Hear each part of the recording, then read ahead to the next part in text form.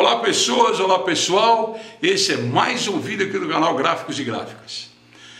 No vídeo de hoje, dando sequência ao mapa de localização de custo, essa parte 2, vamos falar de plano de contas e rateios no mapa. Duas questões muito importantes, conceitos de contas, chaves de rateio, é uma coisa que muita gente tem muita dúvida e eu encontro constantemente erros, ok? Portanto, atenção no vídeo de hoje. Outra coisa que eu queria pedir para vocês, no próximo vídeo eu pretendo fazer um vídeo de respostas a perguntas frequentes. Então, se você tiver dúvidas que te são frequentes, tal, se você puder colocar na caixa de comentários aí embaixo do vídeo, ou mandar através de e-mail, seria legal. Eu já tenho umas 10, 12 perguntas prontas para esse próximo vídeo, que eu pretendo fazer bem rápido, mas você pode me ajudar, se você fizer isso, tá legal? Então, sem mais delongas, vamos curtir. Tchau! Muito bem, amigos, então vamos lá. Parte 2 do mapa de localização de custos. Hoje nós vamos falar sobre plano de contas e rateios. Vocês lembram que da composição do preço e venda, nós temos que dar uma repassada rápida para reforçar alguns pontos. Composição do preço e venda, é importante que você domine a composição do preço e venda para entender cada passo, cada vídeo que nós vamos avançar nessa matéria de custo e formação de preço. Cada vez vocês vão perceber que é mais importante que você domine isso aqui. Composição do preço de venda, o que é custo variável, o que é lucro, o que é custo indireto.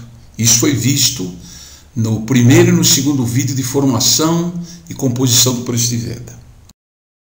Portanto, hoje, já no vídeo anterior e hoje, nós vamos falar só de custos indiretos, que é essa fatiazinha marrom aqui, né? Ou custos fixos.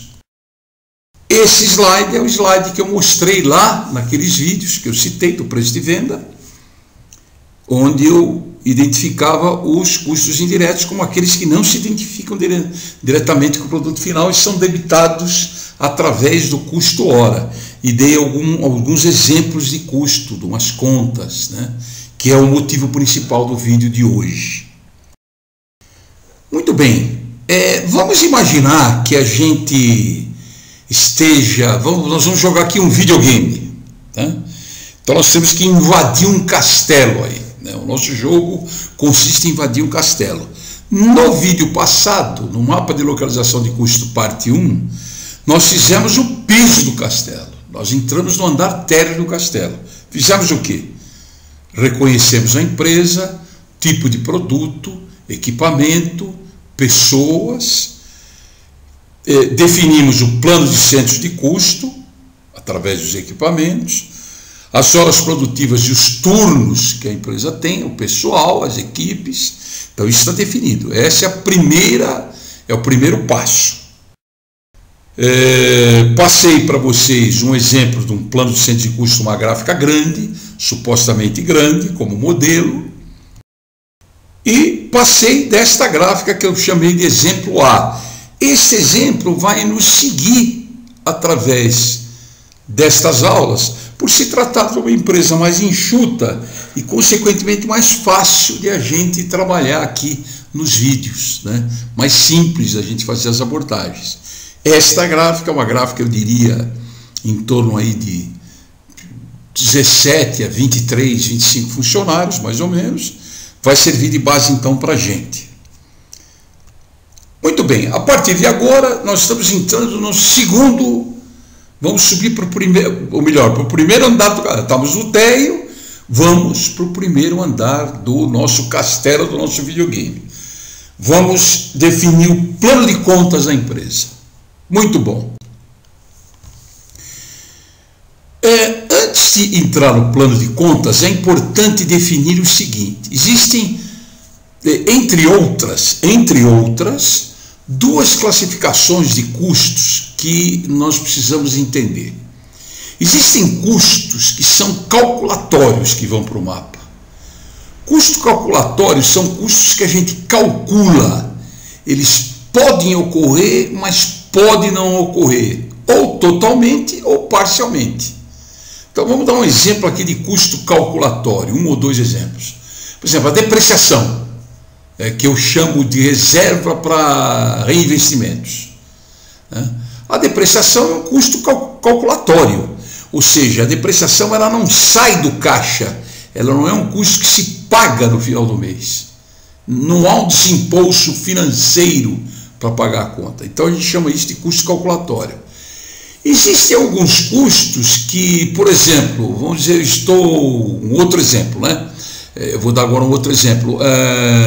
Vamos dizer que eu esteja em fevereiro e eu estou fazendo um mapa de custo, eu já faço uma provisão para 13º salário, para férias, para bônus de férias, né?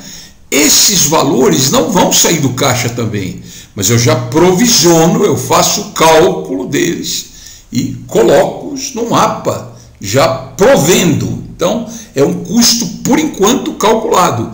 Ele se realiza mais a longo prazo, certo? Então, provisões para manutenção de equipamento. Existem alguns custos que a gente calcula. Parte, eles são históricos, eles acontecem, e parte eu projeto um pouco, eu faço uma reserva.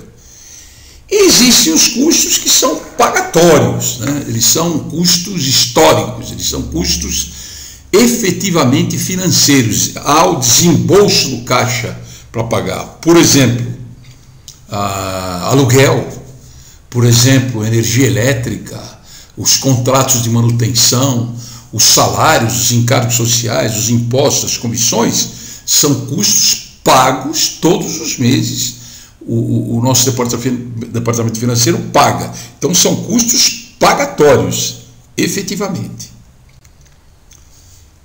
O que é o plano de contas? Vamos tentar, assim, de uma maneira muito simples, entender o que é o plano de contas. O plano de contas, primeiro, ele organiza os valores pagos, gerando uma análise para um documento para análises financeiras, gerenciais, etc. Eu, através desta organização, dessa divisão, eu organizo as contas de tal maneira que eu posso saber a origem de cada custo, qual é o percentual de incidência sobre o total, quais são os mais importantes, classifico por tipo, existem custos que são da fábrica, outros custos são da administração, quer dizer, ele organiza as contas para mim, o plano de contas. No mapa de localização de custos, o plano de contas é gerencial e não contábil. Nós não usamos o plano de contas contábil no mapa. A gente faz uma espécie de tradução, a gente adapta porque são só custos indiretos, né? Custos operacionais indiretos. Quando a gente vai na contabilidade, você tem as contas de fornecedores, contas de banco, movimentação financeira, conta de impostos e tal. É diferente a configuração do plano de contas. Para o mapa, essa configuração é diferente. A gente pega muito dado da contabilidade para fazer o nosso mapa. Aliás, quanto mais parecido for, é melhor. Porém, desde que sejam contas de custos indiretos operacionais. Então, ele se baseia no que aconteceu no histórico, ou seja, eu vou lá na contabilidade, no histórico, para projetar o que vai acontecer, ou seja, o previsto, o projetado. Eu estou prevendo que isso vai acontecer. O departamento financeiro me indica, olha, nós estamos pagando aí de energia elétrica R$3.000 por mês. Aí eu olho e digo, bom, o mês que vem vai haver aumento da energia elétrica, eu já posso colocar, vai aumentar 10%, digamos, eu posso por R$5.500. Quer dizer, eu já, baseado na contabilidade, eu projeto mais à frente um valor que, do ponto de vista do custo da provisão, é um valor adequado. Terceiro, o plano de contas ele pode ser sintético, ele é compacto, pequeno, ele é suficiente, digamos assim. Para uma empresa de porte médio pequeno, normalmente os planos de contas são sintéticos. Então, por exemplo, essa conta, diversas despesas com pessoal, ela seria um item só. É uma conta, ela fica sintética, né? Já numa empresa que gosta de mais detalhe, que gosta mais de subdividir, essa mesma conta seria teria os seguintes tópicos, né? Assistência médica, vale transporte, cesta básica, uniforme, lanches de refeições, equipamento de segurança, etc. Ou seja, a conta fica mais analítica, a gente tem uma leitura mais adequada de cada conta, quando ela mais significa. Uma empresa que tem muitos funcionários, é importante ter tudo isso bem separadinho, ok? Isso é uma forma bastante simples de explicar o que é o plano de contas. Plano de contas na prática. Eu estou colocando para vocês aqui no lado esquerdo um plano de contas que eu diria que está mais ou menos no meio. Ele está um pouco mais para analítico do que para sintético. É um plano de contas que eu uso muito, um modelo que eu sugiro para várias gráficas assim de 20 funcionários até 50, 60 funcionários. Pode usar esse plano de contas, claro, com algumas adaptações específicas de acordo com cada empresa, tá? Então vamos ver. Nesse plano de contas, na prática, a gente deve considerar, obviamente, somente os custos indiretos. Lembra disso? Só entra custo indireto aqui nesses tópicos. Pode ver, aqui você não vê uma conta, por exemplo, de papel. Você não vê uma conta de serviços terceirizados, serviços de terceiros, que eu chamo de Servex. Você não vê conta aqui de imposto, de CMS, de ISS, nem de comissão, porque são custos diretos. Lembram disso? Então, somente custos diretos. Alguns custos diretos podem ser classificados como indiretos dependendo da estrutura da empresa. Eu ponho aqui um asterisco porque depende muito do tipo de produção, depende muito da diretoria com quem eu converso. A gente, quando faz o setup, a gente já olha e vê, de acordo com a observação pela prática, a gente já percebe se determinados custos podem passar a ser indiretos ao invés de ser diretos. Eu estou dando um exemplo ali, se vocês olharem na conta 34, tintas. Nós não vamos falar sobre isso hoje, mas hoje há mais da metade das gráficas que eu faço o custo e que eu converso, considero a tinta como um custo indireto. E no momento adequado eu vou explicar como é que a gente faz isso. Não é um tema para hoje. Segundo, somente custos operacionais, ou seja, custos que participam do processo produtivo. Por que eu chamo a atenção mais uma vez isso aqui? Porque é comum você visitar a empresa tem uma queixa, por exemplo, eu estou sentindo meus preços estão um pouco fora da realidade, eu estou meio assim inseguro com o meu mapa. Aí ele manda uma cópia, ou quando eu vou fazer a visita à empresa, ele me mostra. Eu percebo que no mapa estão contas que não são operacionais. Por exemplo, vamos dizer assim, a empresa fez um empréstimo para aquisição do equipamento novo. Ela foi ao banco e vai resgatar esse empréstimo em X anos. Então ela pega aqui os juros que ela paga por mês e a parcela da mensalidade do empréstimo, ou nem que seja a parcela semestral, ela divide por 6 e ela põe no mapa, está lá, investimento, ela põe como uma conta operacional. E é uma conta normalmente alta, chama atenção porque ela é alta. Eu falo, o que é isso? Ele fala, não, é a prestação das máquinas que eu estou pagando. Vocês entenderam? Essa não é uma conta operacional. Quem paga essa conta é o lucro da empresa, certo? É o custo de um capital que você não tem. Você tem que pagar do lucro. E isto faz o custo ficar completamente distorcido, porque a pessoa interpreta mal a conta. Ou seja, na contabilidade aquilo aparece como um custeio. Ela é custo, é desembolso de caixa. Só que para o mapa ela tem um tratamento diferente. Eu poderia aqui citar vários outros exemplos, mas não é o caso. A gente vai tocar ainda em alguns tópicos aqui de repente. A gente não deve considerar no mapa o seguinte, também isso é coisa que eu encontro com muita frequência, e eu estou pondo asterisco vermelho aí na frente, porque depende da empresa, eu sempre deixo o empresário arbitrar isto. Eu sugiro, olha, faça assim, eu acho que isso aqui é melhor, isso não faz assim por causa disso, isso pode dar o tal problema.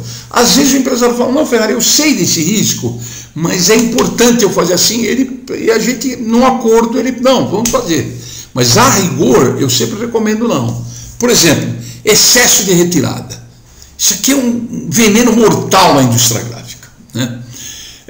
Muitas vezes, vamos supor que o empresário tem lá todos os números que eu mostrar aqui nos vídeos e que eu citar são totalmente fictícios, tá? Então vamos dizer que o nosso empresário aqui, que eu estou me referindo, um exemplo, ele tem uma retirada de 10 mil reais por mês, por exemplo. E aí ele diz assim, não, Ferrari, mas além dos 10 mil, eu quero que você coloque aí, eu comprei um barco, uma lancha, e eu estou pagando R$1.500 por mês da lancha. Além disso, eu tenho uma casinha na praia, que eu tenho um caseiro, e eu tenho um pequeno sítio. Também tenho um casal de caseiros, e eu tenho lá 2 vacas, sei lá, um boi, umas galinhas. Então tem despesa de ração, tem despesa do camarada que cuida da grama, faz a manutenção da piscina e tal. E ele quer colocar, ele comprou um cavalo para achar toda a despesa com barco, com estaleiro, com a despesa na casa da praia. Aí, de repente, dos 10 mil reais por mês, o negócio vai para 20. Eu digo, não, isso não é uma despesa operacional. Isso eu chamo de excesso de retirada. Você tem que tirar do seu lucro para pagar isso. Alguns de vocês podem estar achando assim um pouco engraçado estar dizendo isso. Mas vocês não querem saber o número de vezes, até eu estou indo aqui, quantas vezes eu encontro isso nas empresas. E o empresário usa de uma argumentação, ele insiste em fazer isso. Eu digo, tudo bem, então faz o seguinte, já que a tua retirada de 10 não está dando, põe uma retirada de 15, que seja compatível com o seu faturamento, com o seu porte, e o resto você tem que pagar do seu lucro, né? E olha, e aqui eu estou falando de casa na praia, estou falando de lancha, estou falando de sítio, para não dizer coisas mais escabrosas, como colar de brilhantes e anel de diamante e outros tipos de coisas. Vocês estão entendendo o que eu quero dizer. Já citei no item anterior, financiamento de equipamento. O financiamento de equipamento quer colocar no mapa, não entra no nosso plano de contas, não entra no mapa. Despesas que não agregam valor, isso aqui também é muito frequente. Por exemplo, ele tem constantemente despesas com jantares na família, sai para jantar com amigos do Rotary, nada contra Rotary, tá? Mas amigos do colégio, da faculdade e tal, e são contas altas, todas as semanas e tal, tem lá custos que não agregam valor, isso não entra no mapa, tem que ser dos honorários da pessoa. Um outro exemplo muito simples também, existem empresas, por exemplo, que assinam vários jornais e várias revistas, e isso dá um valor relativamente alto, às vezes pelo porte da empresa, mas isso não agrega nenhum valor ao produto. Hoje, nós precisamos tomar muito cuidado em passar um pente fino nos custos que não agregam valor. A gente só deve contratar custos que realmente fazem sentido a gente ter. Então, cuidado com os custos que não agregam valor. A gente acha que, põe, né? Sabe assim, quer dizer, põe no mapa. Há 15 anos atrás, para trás, 20 anos, a gente tudo punha no mapa. O mapa dava conta de tudo. Hoje não dá mais para fazer isso. Um outro item também que eu encontro demais, é um erro grave, parcelamento de impostos e multas. O sujeito atrasou os impostos, teve que fazer um parcelamento do imposto municipal, do estadual, do federal, ou da Previdência, ele quer pôr a parcela no mapa, e às vezes aparece no mapa, a gente está errado isso aqui. Ou multa, a gente foi fazer uma obra no prédio na frente, passou o fiscal da prefeitura, multou 3, 4, 5 mil reais. Não, mas tem essa multa aqui, multa, por exemplo, ações trabalhistas, colocar o custo da ação trabalhista total dentro. Não existe isso, gente. Tem que ter um bom senso aqui e trabalhar essa questão. último, o quarto, a gente poderia citar vários outros exemplos, eu estou sendo aqui bem sintético, hein?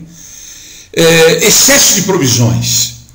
Por uma questão de insegurança, quando a empresa não acompanha mensalmente a evolução dos custos indiretos, vocês vão ver daqui a pouco como é que eu faço, uma sugestão que eu vou dar, a empresa exagera nas provisões.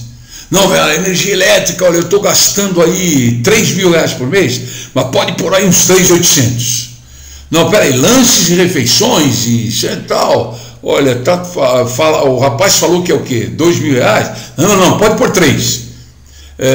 Materiais auxiliares de produção, ô louco, só 5. Não, pode pôr 8. É tudo de cabeça. Vocês estão dando risada de novo? Mas é para dar risada. É assim, é no tapa. O empresário não tem exata noção do quanto ele gasta. Não há controle. Todo mundo fica pensando, a maioria fica pensando em vender. Vender e preocupado com o preço. Presta atenção nisso. A indústria gráfica anda muito preocupada com o preço de venda do concorrente. Com exceção dos chineses, que a gente hoje tem que prestar muita atenção porque é um problema sério. Mas aqui dentro nós estamos prestando muita atenção no preço do concorrente. Não é que é para deixar de prestar atenção no preço do concorrente, mas nós não estamos prestando atenção nos nossos custos. A gente não tem controle para saber o que nós podemos fazer com o nosso preço. A maioria, isso eu afirmo categoricamente, me responsabilizo por essa afirmação, a grande maioria das indústrias gráficas não tem quase que nenhum controle sobre suas contas indiretas mensais. E não atualizam seus mapas com a frequência que deveriam atualizar. Ponto final, é isso. Então, ficam os chutes, excesso de provisão, não, é pouco, não, põe mais. Não, isso tudo é exagero, o teu custo vai ficar alto, ok? Aqui, acompanhamento dos custos indiretos é uma planilha elementar, básica, infantil, singela, que qualquer empresa podia fazer. Camarada, eu vou dizer para você uma coisa. Meu amigo gráfico, e eu quando eu falo meu amigo gráfico, o pessoal que conhece sabe que o pessoal de gráfica são pessoas minhas amigas. Eu sou gráfico, né? Eu até brinco com o pessoal assim, no sentido até de brincadeira mesmo. Eu sou filho de impressor e filho de encarregado de acabamento. Então, a gente conhece profundamente como o gráfico pensa e como é que a gráfica funciona. E eu brinco assim, corre lá na produção agora, pega 100 folhas de papel formato carta, formato ofício, formato 8, dá uma picotada e uma grampeada. Se você não tem computador, se você não sabe lidar com Excel, se na sua gráfica ainda não tem nenhum sistema, abre uma folha para cada conta dessa e começa a marcar tudo que você gasta por mês. Escreve na mão.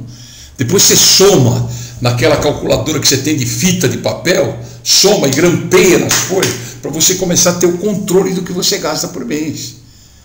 Porque não tem nada, é impressionante. O caixa é o bolso dele, o dinheiro fica no bolso. Talão de cheque ele paga, então não tem controle de nada. Tá? Então uma planilhinha está aqui,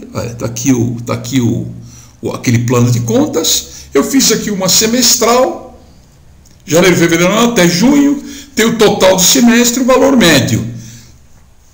Eu preenchi apenas com 3 contas. São números fictícios, repito.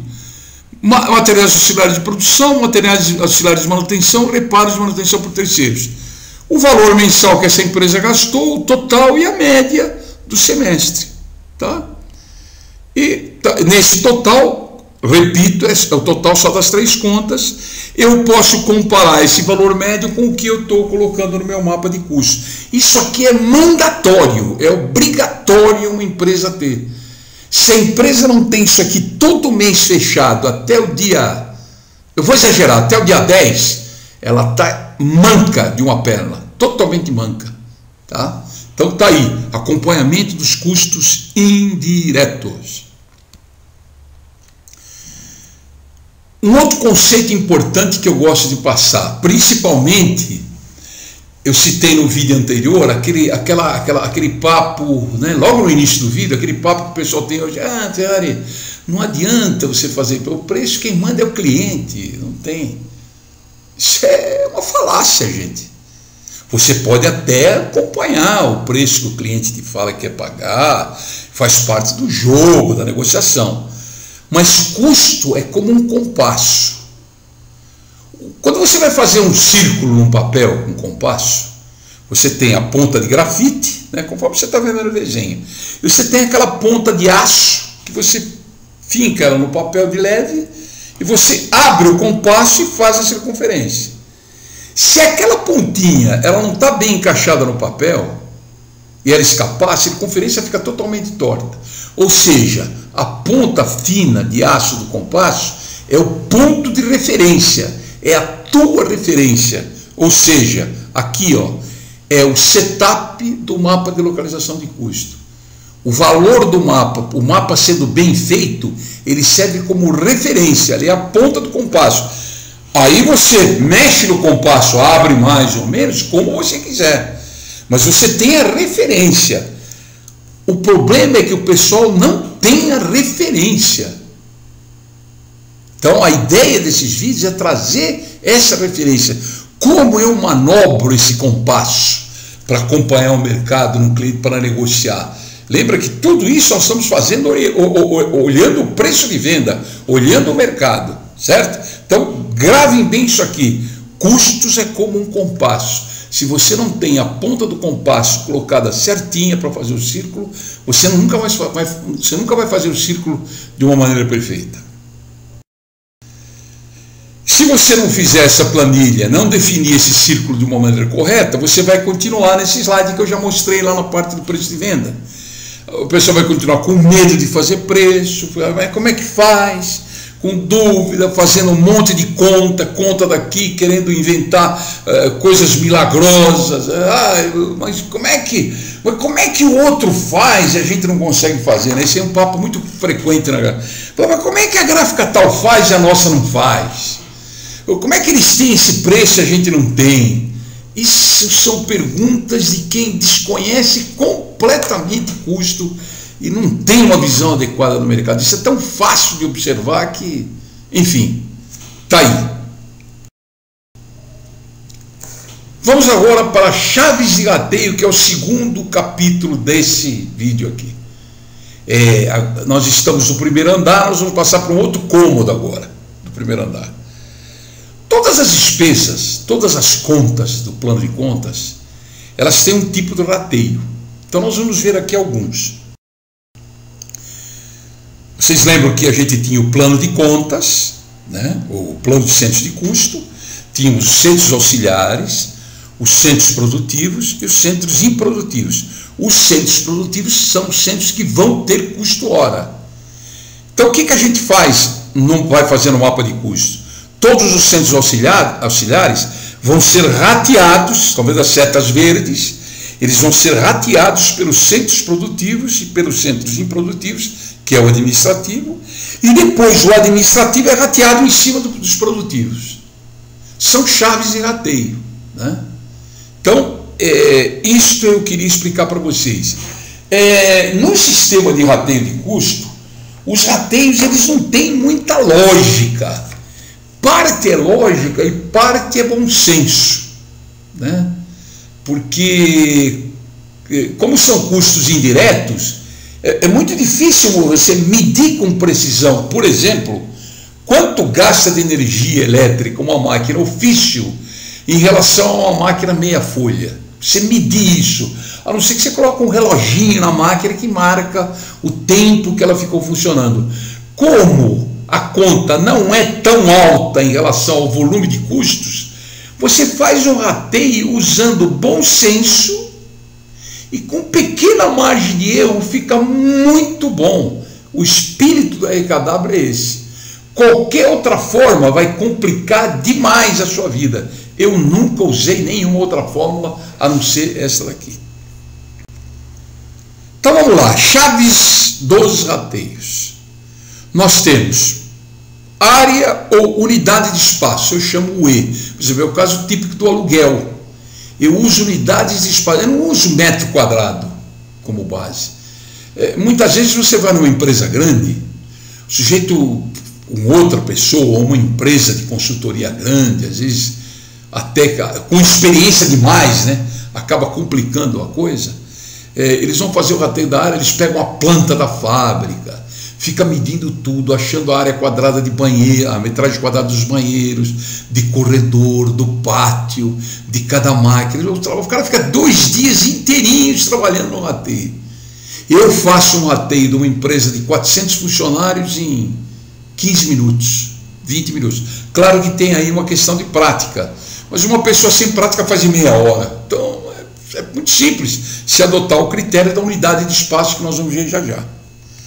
Outro tipo de rateio é pelo número de pessoas. Por exemplo, o Vale Transporte, a cesta básica, lanche de refeições, assistência médica, é dividido pelo número de pessoas que trabalham em cada centro de custo.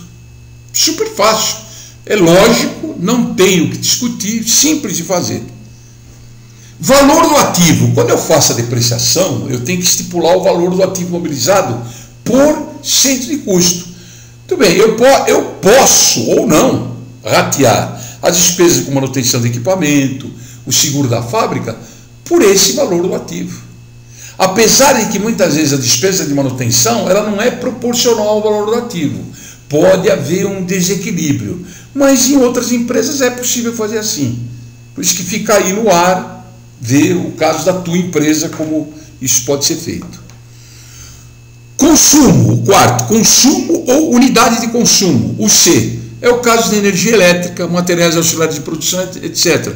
Como é que eu vou fazer o rateio da energia elétrica? Eu já citei anteriormente. Pela unidade de consumo. Eu estabeleço que uma máquina gasta tantas unidades, vocês vão ver daqui a pouco como é que é. Eu estabeleço que vai ter tantas unidades de consumo para cada centro de custo que utiliza aquele produto, aquela conta, e eu faço o rateio. Existe também o rateio por utilização, que eu chamo de UT. É o rateio do almoxarifado, é o rateio do corte, da gerência industrial do PPCP, etc. Ou seja, qual é a utilização que os centros de custo têm do corte? Qual é a utilização que eles têm da gerência industrial do PPCP? Qual é a utilização que eles têm da pré-impressão? E assim por diante, do almoxarifado, e assim por diante. Né? E existe aquilo que não tem rateio, é débito direto, que eu chamo de DD, débito direto. É quando a conta se destina diretamente a um determinado centro de custo. Vamos supor, você tem um contrato de manutenção, vamos supor que você tem uma rotativa. Né? Você tem um contrato de manutenção da rotativa e a pessoa, a empresa te cobra R$5.000 por mês de honorários. Você debita na rotativa, é um débito direto. Né? Porque é um custo de rotativa. Você não vai fazer rateio pelo corte, pelas outras impressoras, porque esse custo não pertence aos outros setores. Então, débito direto, DD. Muito bem. Aqui eu quero fazer uma brincadeira com vocês para ficar mais claro esse pensamento de unidade de espaço, unidade de uso, de utilização, de consumo, etc. Nós vamos imaginar que temos um prédio chamado Condomínio Gráficos e Gráficas. Nesse prédio tem lá X apartamentos, todos os moradores moram aí, não tem nenhum apartamento vazio. Né? Só que esse prédio tem uma característica, atenção, ele não tem garagem para carros, é um prédio já meio antigo. E o pessoal se ressente muito disso. Né? Eles precisam guardar o carro, deixam o carro na rua, às vezes paga estacionamento a uma certa distância também o cara. Então, um dia eles descobrem um terreno na esquina, que era um estacionamento assim, de diária, né, ou por hora, que o camarada está a fim de fechar, ele quer fazer um estacionamento alugado por mês. Ele fornece vigilância noturna, diurna, com telefone, seguro, tudo incluso, e ele aluga esse estacionamento com essa estrutura por R$30.000 por mês. E o condômino lá, né, um morador do prédio descobre isso e fala na reunião de condomínio: pessoal, tem aquele terreno da esquina do estacionamento, o cara aluga. A gente podia alugar e todo mundo ficava com garagem, a gente não gastava. Ficávamos com o carro seguro à noite, pertinho aqui, a 3 3 prédios aqui na esquina, seguro, né? Sai do estacionamento, estamos em casa, e eles chegam a um acordo de, bom, vamos alugar, então vamos ver como é que nós vamos fazer a divisão disso. Quanto é que vai custar para cada um? Então eles fizeram o seguinte, eles chegaram à conclusão de que eles têm 15 motos no prédio. Tem gente que tem moto de entre 125 cilindradas até 1.200, tem 15 motos. Eles têm de carros tipo Fusca, Palio, Uno, Gol, tem 25 carros. Eles têm de Kombi, de caminhonete, ou seja, carros um pouco maiores, 30 carros. Eles têm de caminhão e ônibus escolar, 10. Tem caminhoneiros que trabalham, que moram nesse prédio, então tem 10 veículos. E de carreta, eles têm 5 carretas, entre 10 e 18 rodas. Muito bem. E discutindo como é que vai fazer, como é que não vai, eles pegaram a metragem quadrada de uma moto, a área operacional, quanto a moto utiliza, né? Por jeito parar, pôr a moto no cavalete, tirar as coisas do bagageiro, descer, enfim, a moto ficar numa distância adequada uma da outra e tal. Eles chegaram à conclusão de que uma moto média, vamos dizer, entre 600 cilindradas, que é a média entre 1.200 e a 125, mais ou menos, ocuparia uma unidade de espaço. Não me perguntem quanto é uma unidade. É o espaço operacional de uma moto. Imagina uma moto de 600 cilindradas, quanto espaço uma pessoa utiliza para colocar no cavalete, para descer e sair andando. É essa área. Isso é igual a 1. Chegaram à conclusão de que os Fuscas, cada Fusca, cada Palio, cada Uno, cada Gol, utiliza o espaço equivalente a 2 motos e meia. Fizeram conta, 2 motos e meia. O pessoal que tem Kombi e caminhonete, cada Kombi e cada caminhonete é 3 motos e meia. A área operacional, para abrir a porta da Kombi, abrir o porta-mala, enfim, a área operacional. O caminhão e o ônibus escolar é equivalente a 10 motos, 10 unidades de espaço. E a carreta usa 18 unidades de espaço, 18 motos. Foi discutido em reunião, maravilha, sensacional. Todo mundo concordou, assinou, então se criou esta planilha aqui, ó. Condomínio Gráficos e Gráficas, alugando estacionamento, 30 mil. Descrição dos veículos, motos, tal, está tudo discriminado aí, cada item dos veículos, a descrição, a unidade de espaço que cada um vai utilizar, o total de veículos, ó, motos, tem 15 motos, Fusca 25, assim por diante, total de unidades que cada, por exemplo, as motos usam 15 unidades, porque são 15 motos que usam uma. Já os 25 Gol, Fusca, Palio, Uno, dá 63 unidades, porque são 25 carros, 2 unidades e meia cada um. O caminhonete, o Corolla, caminhonete, Kombi, são 20, dá 70 unidades. Enfim, e a carreta são 90 unidades. São 18, são 5 veículos, a 18, 90, certo? Então deu lá um total de 338 unidades de espaço. Nós dividimos 30 mil por 338, encontramos R$ 89,00 por unidade. Ou seja, uma moto de 125 até 1.200 paga R$ 89,00 por mês. Cada moto, de cada morador. Já, por exemplo, os automóveis grandes, nós temos 10. Eles pagam R$ 888,90 cada um por mês de aluguel. Estacionamento o dia inteiro, livre, eles entram e saem, seguro, com vigilância e tal. Chegaram e está aqui embaixo, unidade de espaço operacional é igual ao E. Vocês entenderam? Quer dizer, eu fiz essa planilha aqui mais para ficar bem claro para vocês, mas isso aqui eu faço rabiscando no papel, rapidinho, não precisa ter essa planilha feita, né? E aqui eu vou pôr rateios à prática. Eu peguei aqui 4 contas do plano de contas para mostrar para vocês como é que ficaria no mapa isso. Então temos lá aquele plano de centros de custo daquela gráfica menor, né? Então vamos pegar o aluguel, imposto predial e água dessa empresa dá todos os números fictícios, hein? R$8.000. Então, vamos lá na área ocupada embaixo, Chaves HT, está lá. A área ocupada por cento de custo E, 195 dá o total, sendo 10 do pré e pós-corte, 40 no estoque de materiais, 5 na offset, uma cor, um quarto, 25, e assim por diante. Eu tenho as unidades, a administração usa 60 unidades de espaço. O que eu fiz? Eu peguei os 8.000, dividi por 195 e fiz vezes 10, joguei no pré e pós-corte, vezes 40, joguei no almoxarifado, vezes 5, joguei na offset, e lá na administração, vezes 60, deu 2.462.